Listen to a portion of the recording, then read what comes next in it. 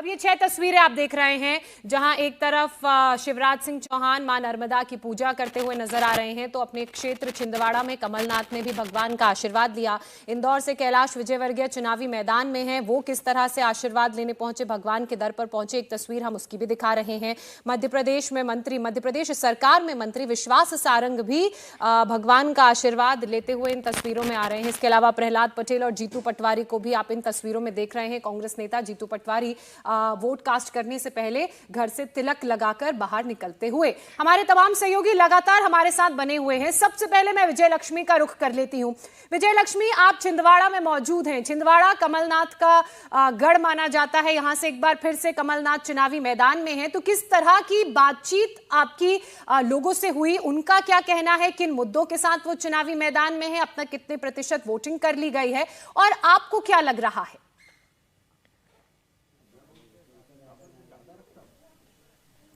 देखिए, छिंदवाड़ा जो है वो कमलनाथ का गढ़ है और पिछले 4 दशकों से जो है कमलनाथ का वर्चस्व इस पूरे इलाके में है। 6 असेंबली सीट्स हैं जो छिंदवाड़ा में आती हैं और जिस वक्त जिस पोलिंग बूथ पर मैं खड़ी हूं, यहीं पर थोड़ी देर पहले कमलनाथ अपना वोट कास्ट करके गए हैं। साथ में मंदिर है, पहले उन्होंने हनुमान जी के दर्शन किए और फिर उसके बाद परिवार सहित यहाँ पर आए और वोट कास्ट किया। अभी देखिए जनता खड़ी है, हालांकि सुबह का समय है तो महिलाएं बहुत कम वोटिंग बूथ्स पर जो है पोलिंग बूथ्स पर दिख रही हैं, क्योंकि घर के कामकाज में महिलाएं व्यस्त होती हैं। जैसे जैसे दिन चढ़ेगा घर का कामकाज निपटा के महिलाएं पोलिंग बूथ पर पहुंचेंगी। लेकिन अभी देखिए लाइनें जो हैं ग्रामीण इलाकों की अगर हम बात करें तो दिन जैसे जैसे चढ़ता है वैसे वैसे भीड़ बढ़ती है। अब कुछ लोगों से बात करते हैं।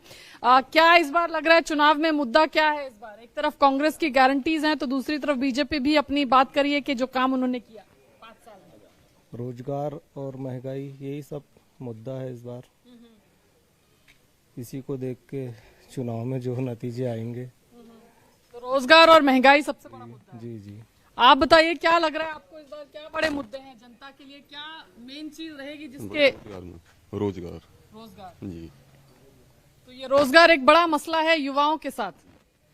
चलिए देखिए, रोजगार ये कह रहे हैं। आप बताइए, आप तो वोट डाल करके आ रहे हैं, तो अर्ली वोटर्स में आप भी हैं, क्या बड़ा मुद्दा रहा, क्या चीजें जहन में थी जो जिसकी वजह से किसी को वोट डाला? मैडम, रोजगार की रही, यानी कि इससे पहले जैसे देखा जाए तो 1 साल से ही रोजगार की वैकेंसी वगैरह निकली है। इससे 1 से 1.5 साल पहले कोई भी वैकेंसी पूरी जब थी। जैसे ही चुनाव आने वाला था तो वैकेंसियां निकलना चालू हो गई। ये चीज हर कोई जानते, वैकेंसियां यानी कि जिन लोगों की 30 से 35 साल होने वाली थी उन लोगों का तो उम्र चला गया। अब तो वो लोग वही देखेंगे कि हमारे बच्चों की उम्र ना जाए या हमारे दोस्त भाई है जो उन लोगों की उम्र भी ना चली जाए। तो रोजगार एक बड़ा मसला है, ये जो भी आपके लिए हल करेगा उसको आपका समर्थन? जी मैडम। चलिए देखिए, ये अभी जितने वोटर्स से हमने बात की वो सब रोजगार के मुद्दे की बात कर रहे हैं। आप बताइए, क्या नाम है आपका? शुभम जामवल का। शुभम, क्या मुद्दा है आपका? फर्स्ट टाइम वोटर तो नहीं है? हाँ, फर्स्ट टाइम वोटर है। तो कितना क्या मुद्दा शुभम के दिमाग में क्या चल रहा है अभी? वही है बेरोजगारी, हम पढ़े लिखे हैं, वही बेरोजगारी के लिए है। तो वही सोच रहे कि कोई अच्छी सरकार बने जो हमारे लिए काम करे, युवाओं के लिए कोई अच्छा करे, इसीलिए। युवा क्या रोजगार की उम्मीद, रोजगार युवा के लिए बड़ा मुद्दा है? हाँ मैम। और उसके अलावा कोई मुद्दा? नो। चलिए, तो रोजगार यही है कि अपने मताधिकार का प्रयोग वो अवश्य करें। भारतीय जनता पार्टी की सरकार ने पिछले 18 वर्षों में प्रदेश के विकास के अभूतपूर्व काम किए हैं।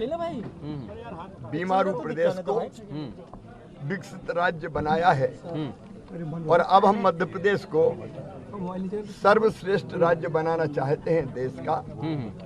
और इसलिए भारतीय जनता पार्टी जो प्रधानमंत्री नरेंद्र मोदी जी के मार्गदर्शन में प्रदेश में हमारी सरकार काम कर रही है, भारतीय जनता पार्टी को जनता अपना आशीर्वाद दे। दूसरी बात, हमने जो कल्याणकारी योजनाएं चलाई है उन्होंने लोगों की जिंदगी बदली है, समाज के हर वर्ग का कल्याण किया है।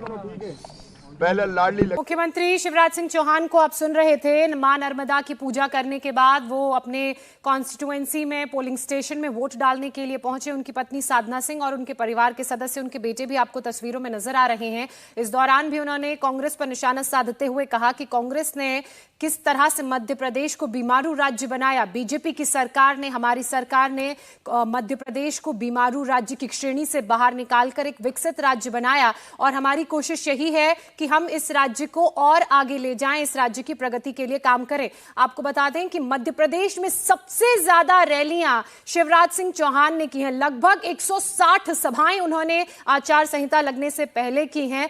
और ग्वालियर की तस्वीरें भी पूजा किस तरह से सामने आ रही हैं, वहां किस तरह का मिजाज है। बिल्कुल, अभय पराशर हमारे साथ ग्वालियर से जुड़ गए। अभय, वहां पर किस तरीके का उत्साह नजर आ रहा है मतदान केंद्र पर, और कितने % की वोटिंग अभी तक हो चुकी है? ज्योतिरादित्य सिंधिया का इलाका है, बीजेपी का यहां पर दबदबा है। फिलहाल कैसी तस्वीर है? देखिए 10:30 बजे ज्योतिरादित्य सिंधिया जो है वो यहाँ पर वोट डालने आएंगे। अभी उन्हीं के परिवार से और भारतीय जनता पार्टी की जो उम्मीदवार है माया सिंह, उन्होंने यहाँ पर वोट डाल दी है।